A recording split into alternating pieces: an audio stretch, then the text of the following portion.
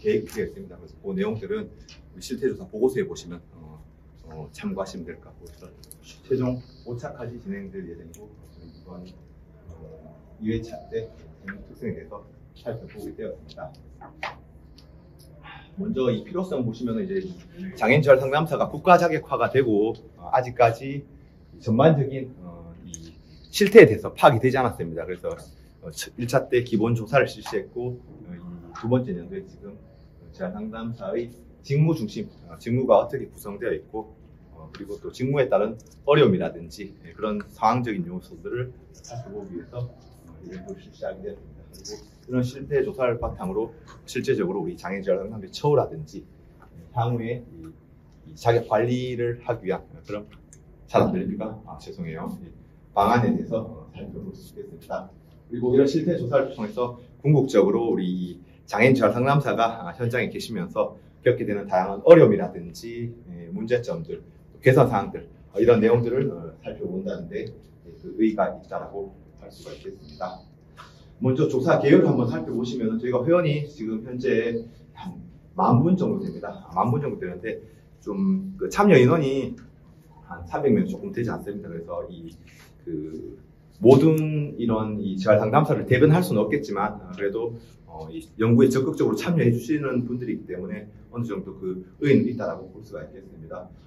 6월부터 7월 초까지 연구가 진행되었었고, 기본적으로 이 기본 현황, 인과학적 특성들, 성별이라든지 나이라든지 학력이라든지 자격 유무, 경력 이런 내용들에 대해서 살펴보았고, 그리고 직무 특성, 직무 수행 비율이라든지 직무 중요도와 난이도, 직무 만족도 및 스트레스, 그리고 이 동료 및 기관 이 협력과 관련된 부분들, 그래서 동료 및 기관 협력 관련 다양한 요인들에 대해서 그렇게 살펴보았습니다.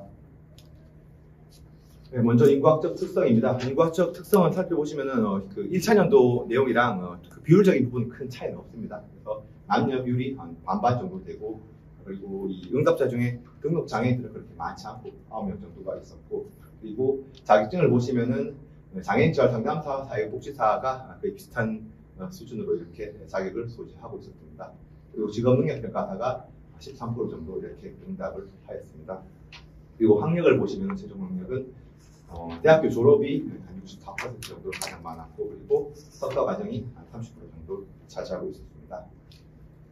주 전공을 보시면은 재활 상담, 직업 재활이 한 절반 정도 됐고, 나머지 한 40% 정도가 이 사회복지사가 주를 이루었습니다. 그래서 이 주 전공은 대부분 재활 상담 아니면은 사회복지사가 주를 이뤘다라고 볼 수가 있겠습니다. 그리고 이 직장 소재지는 서울이 가장 많았고, 그리고 경기도 경남 순으로 나타났습니다. 그리고 근무하는 재활 기관 유형을 한번 살펴보시면은 장애인 지역사회 재활 시설이 35% 정도 차지했고, 그리고 이 장애인 직업 재활 시설, 근로사업장이나 보호자급장, 직업훈련 시설이 32% 정도, 그리고 장애인 거주 시설이 한 10% 정도 이렇게 조사가 되었습니다. 그리고 총 이 근무 경력을 보시면은 한 11년 정도, 12년 가까이 된다고 볼 수가 있겠고, 그리고 현재 근무 기관에서는 한 7년 9개월 정도 근무하는 것으로 나타났습니다. 그리고 고용 형태를 보시면은 한 85% 이상 정도가 정규직으로 근무하는 것을 알 수 있었고, 그리고 비정규직도 한 13% 정도 된다라고 그렇게 볼 수가 있겠습니다. 그리고 응답자 중에 종사 지위를 한번 보니까 중간관리자가 실무원이 한 30% 정도 이렇게 응답을 하였고, 그리고 이 초급 관리자가 20% 정도 응답하였고, 최고 관리자 시설장들도, 그리고 또 그 사무국장들도 10% 정도로 이렇게 응답을 한 것을 알 수가 있습니다. 그리고 본격적으로 이 직무 특성과 관련된 내용들을 한번 살펴보시면은 먼저 현재 저희가 그 직무를 크게 재활 상담사의 직무를 6가지로 이렇게 분류를 하고 있습니다.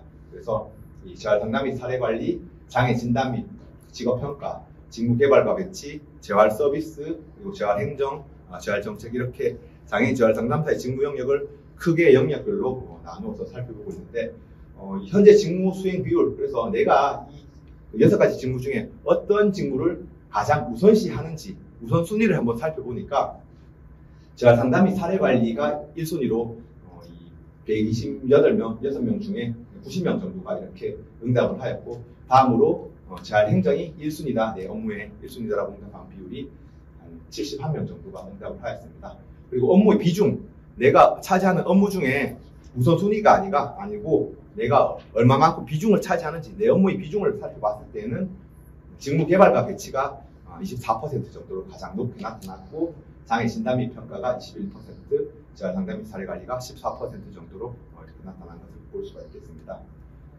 그리고 핵심 직무, 앞서 살펴봤던 그런 업무 직무 중에 내가 일하는 데 있어서 핵심 업무 수행 기술이 어떤 것들이 있는지 한번 살펴보았습니다. 보니까 1순위로서 상담 및 의사소통 기술이 주요 기술이다라고 응답한 비율이 19% 정도, 20% 정도 나타났고, 그리고 프로그램 기획 및 운영이 19% 정도로 또 나타났습니다. 그리고 리더십 및 팀 관리가 14% 정도 이렇게 나타난 것을 알 수가 있겠습니다. 그리고 각 6가지 직무 중에 각각 직무의 중요도하고 난이도를 또 저희가 설문을 조사했습니다. 그래서 먼저 재활 상담 및 사례 관리의 직무 중요도가 어떤지 응답을 보니까 저희가 3점 척도입니다. 3점 척도로 지금 설문을 조사했습니다. 그래서 평균이 초기 면접 같은 경우는 22.84 정도가 나와서 좀 직무 중요도가 가장 높은 것으로 나타났고, 그리고 IP 수립 및 실행이 2.82 정도로 이렇게 비교적 높은 것으로 나타났습니다. 재활 상담 및 사례 관리 중에 업무 영역이 6가지 정도 있는데 이 중에 이렇게 나타났다고 볼 수 있고, 다른 영역들도 그다지 낮지 않게 비교적 전반적으로 이렇게 중요하다라고 인식하는 것으로 이렇게 볼 수가 있겠습니다. 그리고 이 6가지 항목들 중에 직무 난이도는 어느 정도가 되는지 또 살펴보니까 IP 수립하고 실행이 2.65%로 가장 어렵게 느끼는 것으로 나타났습니다. 그리고 슈퍼비전이 2.48% 정도로 그 다음 이렇게 높게 나타났습니다.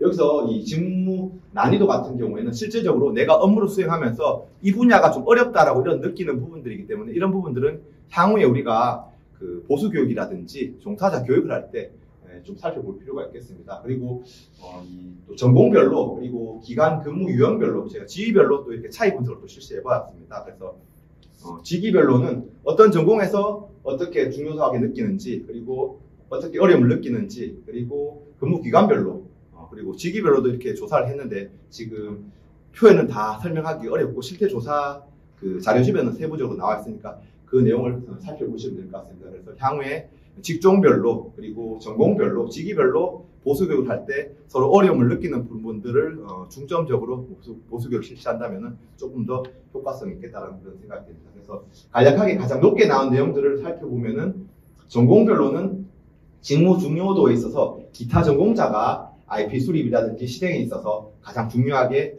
인식을 하고 있었고, 직무 난이도는 재활 상담 전공자가 IP 수립과 실행에서 가장 어려움을 느낀다라고 이렇게 나타났습니다. 그리고 기관별로는 직무 중요도가 지역사회 재활 시설에 근무하시는 분이 초기 면접이 가장 중요하다라고 이렇게 응답을 하였고, 직무 난이도는 지역사회 재활 시설에 근무하시는 분이 IP 수립과 실행에 있어서 가장 난이도가 있다라고 이렇게 응답을 하였습니다. 그리고 직위는 보시면은 직무 중요도 같은 경우는 관리자가 초기 면접을 가장 중요시하게 생각한다라고 볼 수 있겠고, 직무 난이도 같은 경우에는 초중간 관리자가 IP 수립 및 실행이 가장 어려운 부분이다라고 이렇게 응답한 것을 알 수가 있겠습니다.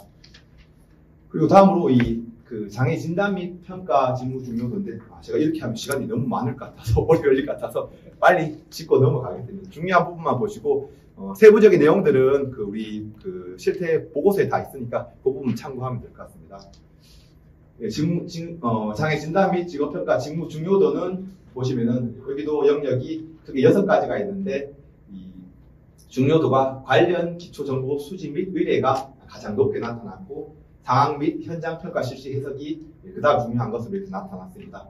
그리고 난이도는 상황 현장 평가 실시 및 해석, 그리고 평가 보고서 순으로 이렇게 어렵다라고 응답을 해주셨습니다. 그리고 직무 개발과 배치의 중요도 및 난이도를 보시면은 현장 관찰, 작업장 현장 관찰과 직무 분석 및 조정이 중요하다라고 이렇게 응답을 하셨고, 직무 난이도는 마찬가지로 직무 분석 및 조정이 어렵고, 그리고 구인 및 구직자 매칭도 좀 어렵게 보고 있다고 볼 수가 있겠습니다.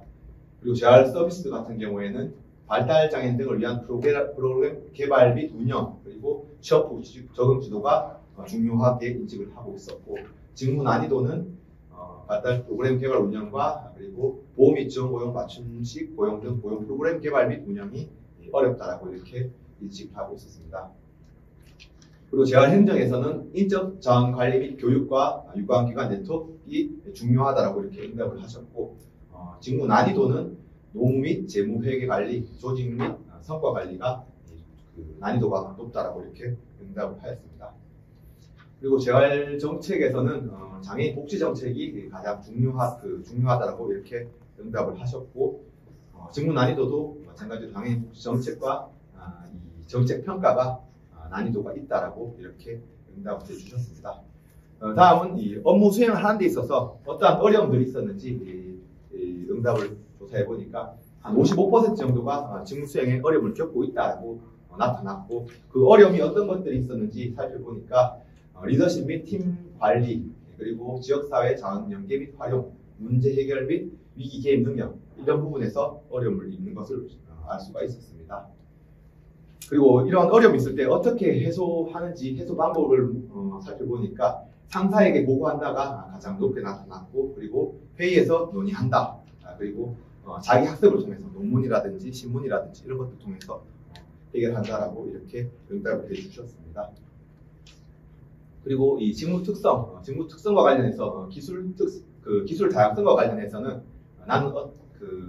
나의 업무는 다양한 기술 및 능력이 필요하다. 그리고 나의 업무는 여러 가지 지식이 필요하다라고 이렇게 응답한 비율이 4점 만점 기준입니다. 4점 정도에서 이렇게 3.47 정도로 이 정도가 나타났다라고 보시면 되겠습니다. 그리고 과업 정체성과 관련해서는 나는 업무를 처리하면서 어떤 일을 시작해서 마무리까지 모두 책임지지 않는다가 가장 높게 나타난 것을 알 수가 있겠습니다.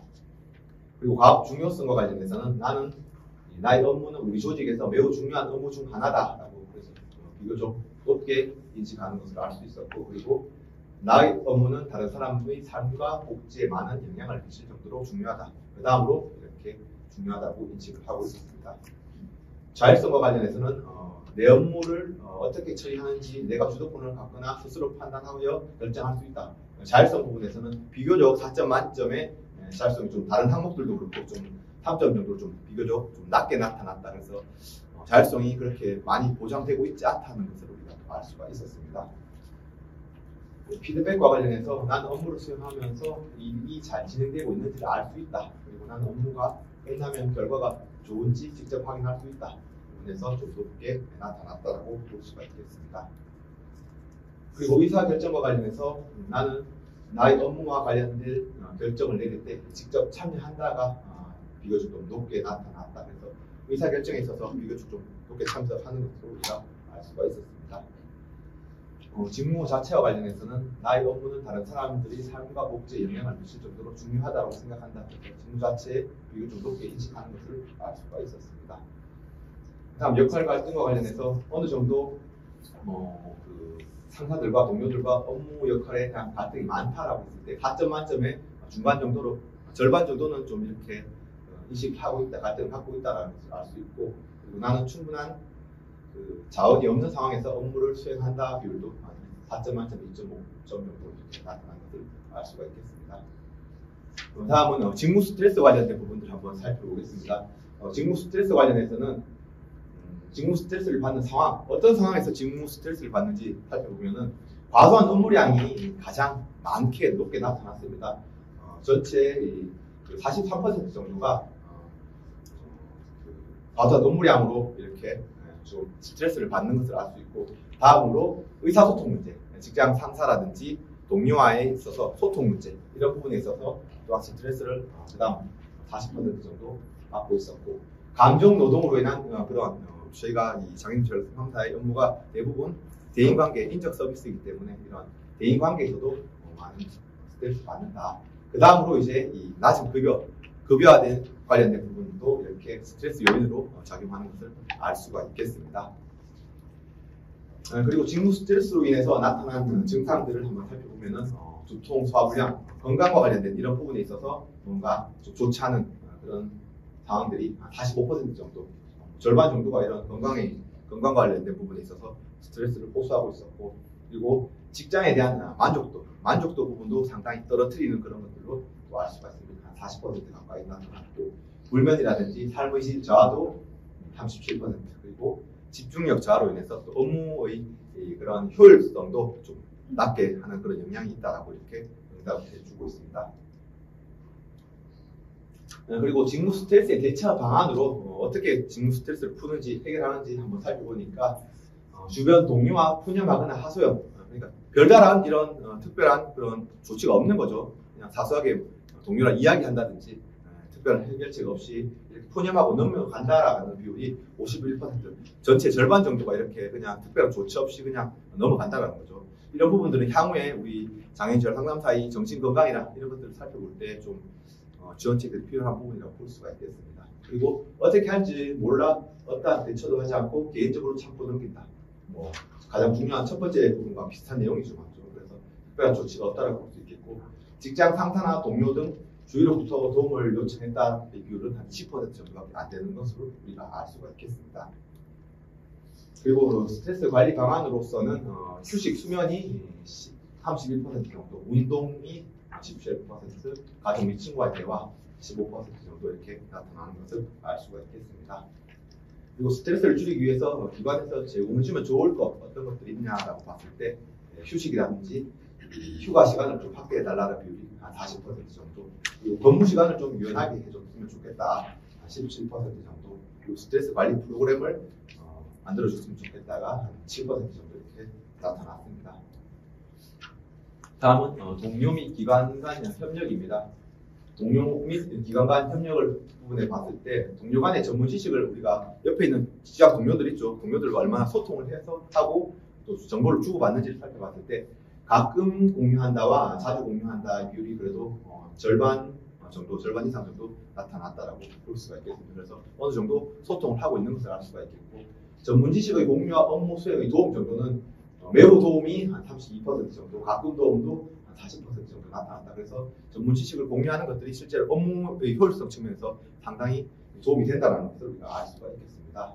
그리고 그렇다면 이러한 전문 지식을 어떻게 획득하느냐라고 살펴봤을 때 온라인 자원을 통해서 많이 획득을 했다. 웹사이트라든지 블로그, 온라인 강의 등 이런 것들이 도움이 됐다가 25% 정도, 그리고 보수교육이라든지 다른 교육 프로그램이 20% 정도 도움이 됐고, 그리고 경험들 이런 것들, 그리고 팀 회의라든지 워크숍도 어느 정도 도움이 됐다라고 응답을 해주셨습니다. 그리고 동료와의 협력의 업무 성과 기여도는 가끔 중요하다, 매우 중요하다가 한 70% 정도로 좀 도움이 된다, 기여가 된다라는 것을 우리가 또 알 수가 있겠습니다. 그리고 동료와 협력이 중요한 이유를 살펴봤을 때 문제 해결 속도와 능력이 강화되기 때문에 그렇다라고 하는 응답이 한 41% 정도, 그리고 창의적인 아이디어 도출이라든지 직원 간의 신뢰 구축도 그 다음 순으로 높게 응답이 되었습니다.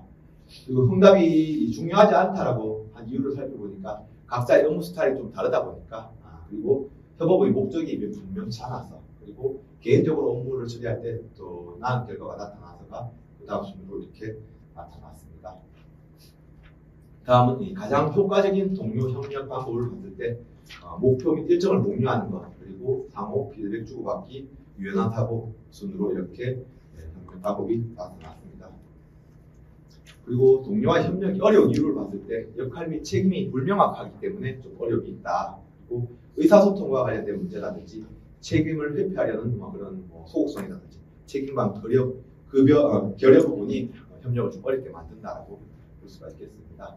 그리고 동료와의 협력을 개선하기 위해서 필요한 방안으로는 명확한 역할과 책임을 분담하고, 그리고 협력을 강화하기 위한 조직 문화를 형성하고, 그리고 명확한 소통 계획을 수립하는 이런 것들이 필요하다라고 응답을 해주셨습니다.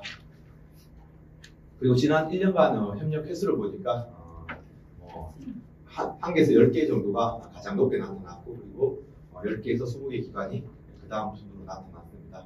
그리고 1년간 기관과 협력한 횟수를 보시면은 0에서 20회가 가장 높게 나타났고, 그리고 100회 이상도 그 다음으로 이렇게 높게 나는 것을 알 수가 있겠습니다. 그리고 주로 협력하는 기관들을 살펴봤을 때 장애인 직업재활시설과 이 장애인 지역사회재활시설 이건 응답자 그 비율이 이 두 집단에서 가장 많기 때문에 좀 그런 효과가 나타났을 거라 짐작을 할 수가 있겠습니다. 그리고 주요 협력 내용들을 보시면 서비스 연계라든지 정보 자원 공유, 네트워킹 등이 있을 수 있고 협력을 통한 성과를 봤을 때는 프로그램의 범위가 확장됐다. 그리고 이용자의 만족도가 향상되고 신뢰와 협력 관계가 구축됐다는 내용들이 주요 성과였습니다. 그리고 협력 과정에서 겪은 어려움은 시간 및 일정 조정이 어려움이 있었고 조직 문화 차이라든지 자원 부족 등으로 인해서 어려움을 겪었고 이런 협력 과정에서 겪은 문제점 해결 방안으로서는 정기적인 협력 회의를 개최한다든지 정보를 공유하고 인프라를 구축한다든지 그리고 기관 협력 강화를 위한 제도적인 지원들이 마련되는 것이 좀 필요하다라고 이렇게 응답을 해주셨습니다. 네, 이제 그 내용들이 많아가지고 제가 좀 빨리 읽고 넘어가서 조금 바로바로 안 들어오실 수도 있을 텐데 자료를 좀 참고해 주시면 좋을 것 같고 향후 과제에 대해서 한번 살펴보도록 하겠습니다. 향후 과제는 크게 5가지 정도로 살펴보았는데 먼저 이 장애인 재활 상담사의 전문성 향상을 위해서 직무 특성을 고려한 다양한 이 교육 운영이 필요하다는 것을 확인할 수가 있었습니다.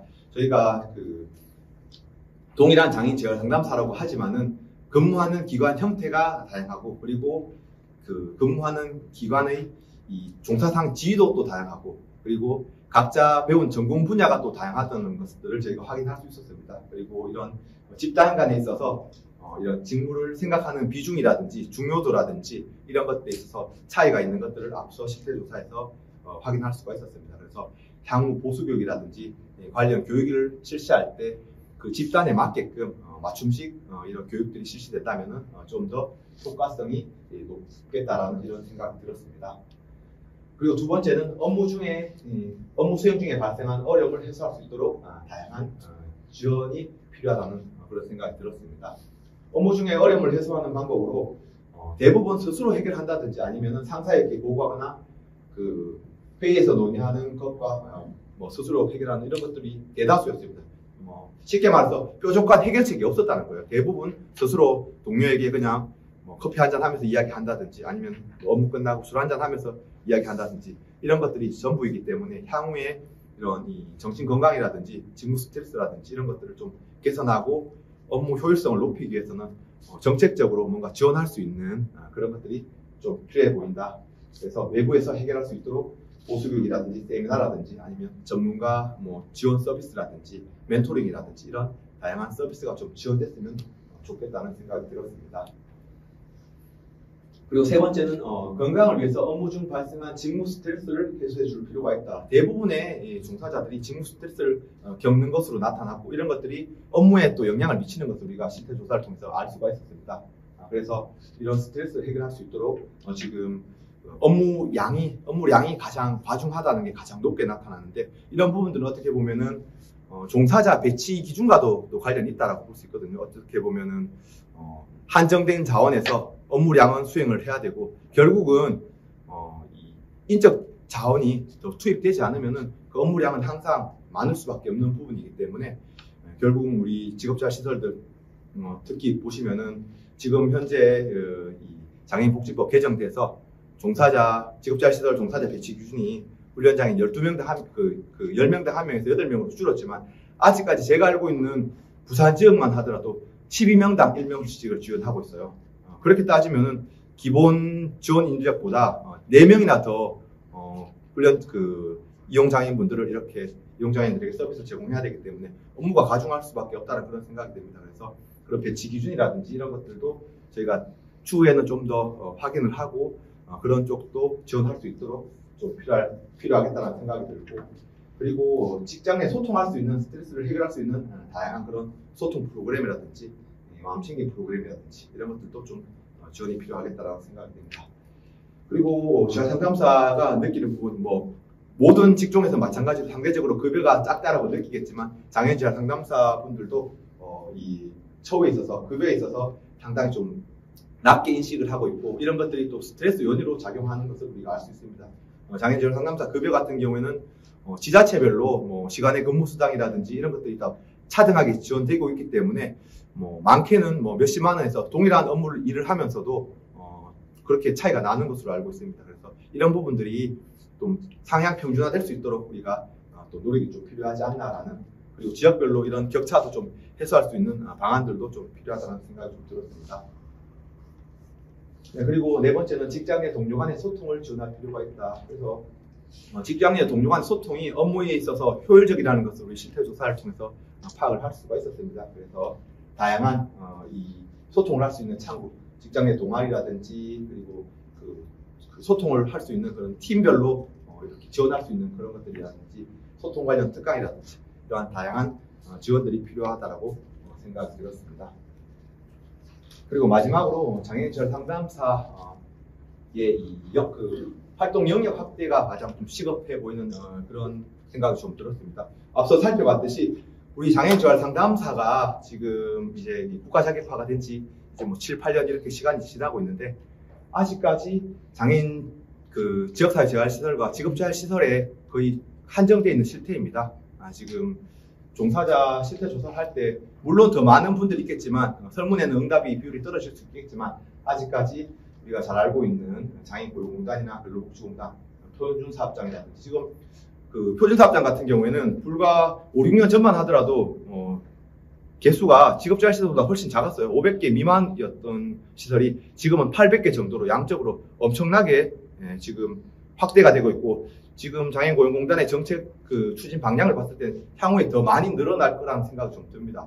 직업재활시설과 어떻게 보면은 동일한 정도의 규모가 있고, 지금 저희 종사자가 대부분 직업재활시설에 많이 근무하는 것들을 봤을 때 이 표준사업장이나 자회사의 표준사업장 이런 곳에 장애인재활 상담사의 배치 기준 전혀 어떻게 채용 기준을 제가 작년에 한번 예를 들면 삼성에서 표준사업장을 운영한다라고 해서 이 종사자를 이제 신규로 채용을 할 때 우대 조항을 봤는데 분명히 직무는 직업재활 전문가였어요. 직무 지도 그리고 직업 적응 지도 이런 쪽으로 직원을 채용하는데 우대 사항에 사회복지사 특수교사는 있는데 장애인재활 상담사는 없었어요. 너무 황당하더라고요. 그래서 저는 좀 이런 부분들을 봤을 때 향후에 우리가 뭐 다 잘 알고 계시겠지만 장애인 표준사업장도 장애인분들을 10명 이상씩 고용하게끔 되어 있는 그런 기관들이기 때문에 장애인에 대한 그런 서비스를 제공할 필요가 있는데 그런 부분은 전혀 빠져있다. 앞으로 이런 쪽에서도 우리가 배치될 수 있도록 좀 영역을 좀 확대할 필요가 있고, 그리고 공공기관도 마찬가지로 조금 더 영역을 확대한다면은 지금 이 장애인재활 상담사가 갈 수 있는 폭들이 더 늘어날 것이고, 지금 많은 저도 학교에 근무하지만 학교에서도 장애인재활 상담학과의 지원 인력들이 부족한데 우리가 좀 더 좋은 직장 많은 곳으로 이렇게 갈 수 있는 그런 환경이 만들어진다면은 학생들 후배들이라든지 많은 장애인재활 상담사를 양성하는 데 있어서도 좀 더 효과적이겠다라는 그런 생각이 좀 들었습니다. 발전 여기서 마치도록 하겠습니다. 감사합니다.